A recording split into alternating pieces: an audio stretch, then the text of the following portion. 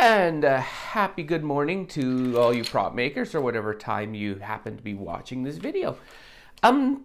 Today we're going to be doing a bit of a fun little project here on making elements for doing props. You may or may not have seen my bottle videos where I'm building up, prop bottles based on Halloween and the such like that.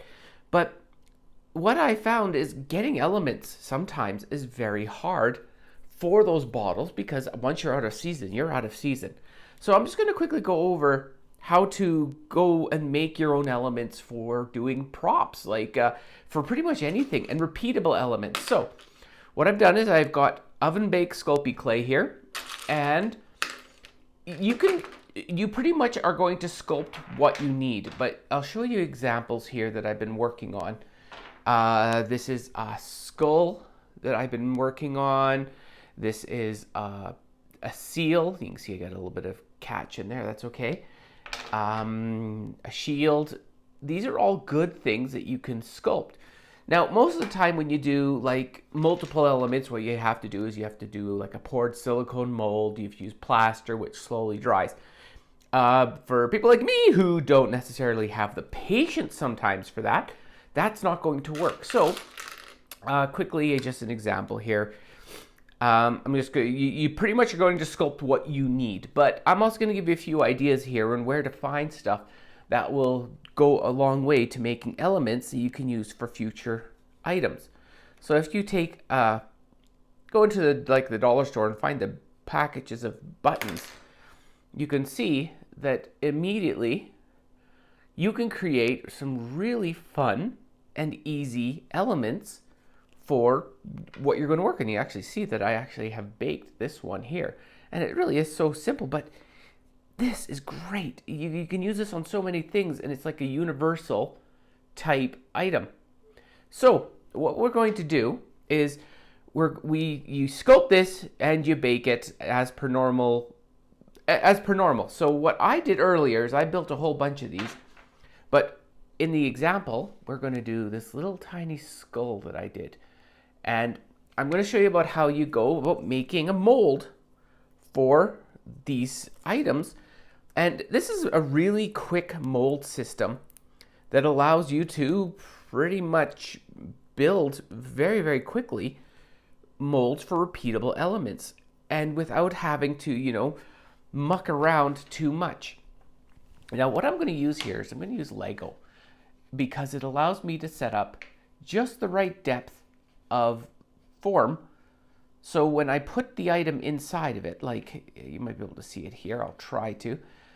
You want to have coverage so when you push the extra clay into here, that it has some coverage on the top. So you end up with a finished, so when you push the clay down inside of this thing to make your negative, that it actually won't break when you have it around. So I'm going to quickly do that. Now, what I usually do is I line this up at the corner of the piece of wood here. You can use whatever you want. This is not super important. I put a little bit of tape on the back, so when I put that skull in, it holds tight. So because when I push down with the clay, it's going to try pushing around. Now I've got my clay here, and I've pre-warmed this. I was going to warm it a little bit more so it'll go in and push in really well. So you take it, once you've built your Lego form, like I said, you want the depth to be about 1/8 to 1/4 of an inch above the level of what you're working on. So, and what I do is I kind of make it into a point. I'm going to make sure you can see it because I noticed that I block what I'm working on with my hand sometimes. So you take this and directly on top of what you're working on, just push down as hard as you can. And then once you're done, just keep on forcing that into the form as hard as you can, and it's going to displace, which is fine. So once you're done there, make sure it gets into all the corners. And this is why Lego's great, because Lego's strong. It's going to hold this compression when you're pushing into it. So now once you're done, you can see it's really stuck now because the clay has reached the bottom. So I'm just going to take another piece of Lego. And if you're wondering why those smooth parts are on the top there, it's so I have something to slide against to finish off the top. So now you can see we just got a piece of white Sculpy in there. Use your fingers to pull off the smooths. And then what I do is I grab, oh, just lift it. I see I've actually got a really good placement there. Yeah, it looks really good. It lifted a tiny bit, so I'm going to have to fix that up before I pull out the item. So what you do now is you just use your brick separator to break apart the mold. And let's be honest, if you've got any Lego lying around, or if you don't, you can find those things pretty much anywhere. Now, this here, you can see now we have some thickness there as the actual mold. This is a deeper item, so it took a bit more space. Now what I'm going to do is I'm going to go in here and I'm going to grab that tape and I'm going to try to just push this away just gently. We'll go over this. Yeah, it lifted a tiny bit, but you see this is a good example of what to do to make it work properly. Now I'm going to try lifting that little guy out.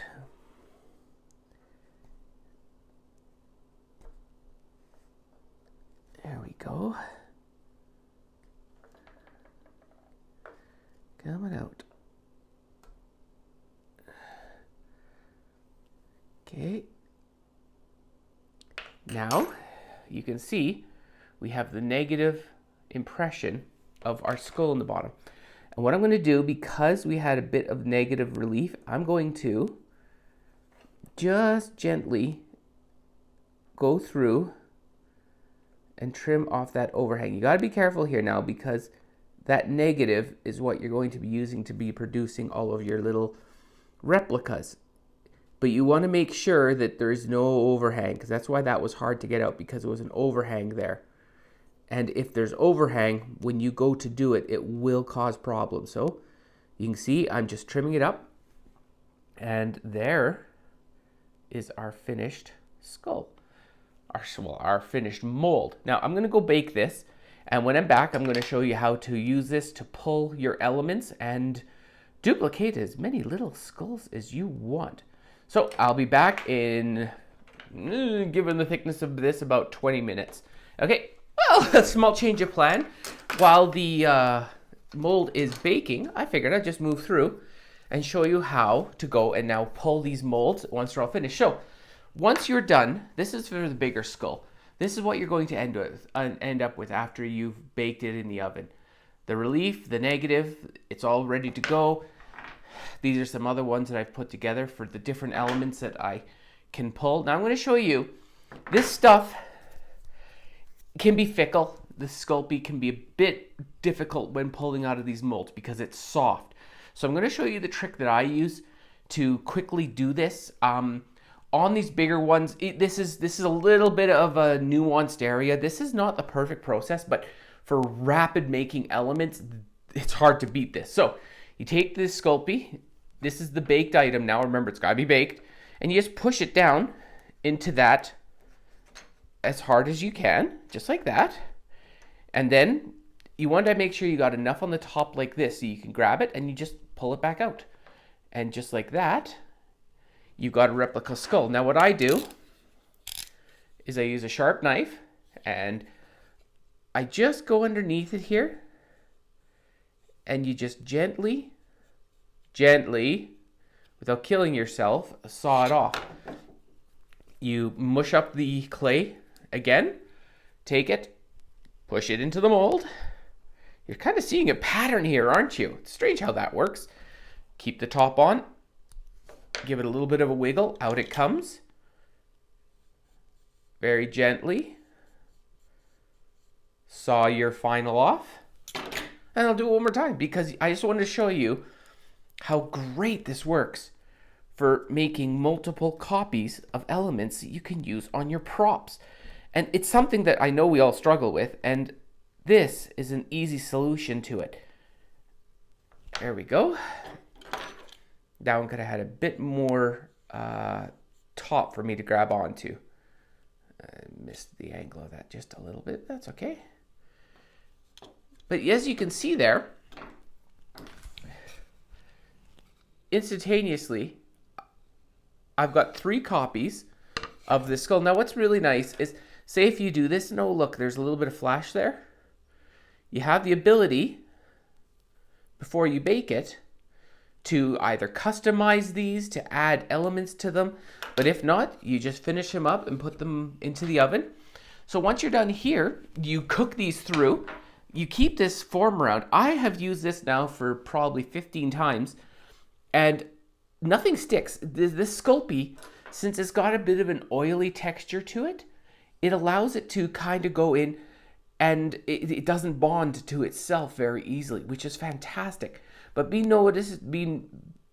don't do too big of a piece here, because as this gets softer and softer, pulling it from the mold gets harder and harder. You know, if suddenly you find this is stretching too much, walk away for a few, let it cool down, or grab another piece and just start again to make your next mold. So once these are baked, as you can see here, you can pull and you bake these.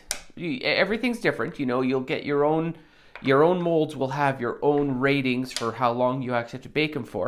But as you see, there's a ton. Oops. Oh, I hope I wasn't out of frame for that whole thing. If I was, it doesn't really matter, because I was just showing you how to go about cutting it.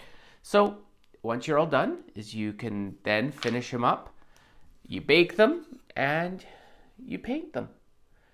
And you end up with a very fast, repeatable way of making elements for your props. And I'm going to be using this a ton in my later videos, because this is one of those things that I really needed, and it kind of hit me the other day. I'm like, oh, that's a great idea. And if it's been done before, it's been done before. If it hasn't, it hasn't. Maybe you will be introduced to it here, and maybe you'll send a comment saying, hey, Sawin, this has been done multiple times. Anyways, these are elements that I'm going to be making molds for pretty quick here. You can see that it's, there we go, all the different items that you could use on all sorts of stuff. They got a little bit burnt in the oven because I cooked them all at the same time. But as you can see, these will all become elements. You know, these are old metal rivets, different sizes, different things. This is a spike, as you can get that. Yeah, so let your mind run rampant. Build what you want. Get some Lego, some Sculpy, and using one medium, you can go and produce a bunch of elements that's repeatable and predictable. Anyways, hope you enjoyed this shorter vid today. Remember to like, share, and subscribe, and send this to your cats, your dogs, your parrots, your fish, and the alien named Ed. Regardless, thanks to everyone who watches these videos. I really appreciate you hanging around, and I do enjoy doing these. So look for the next one. Have a good one.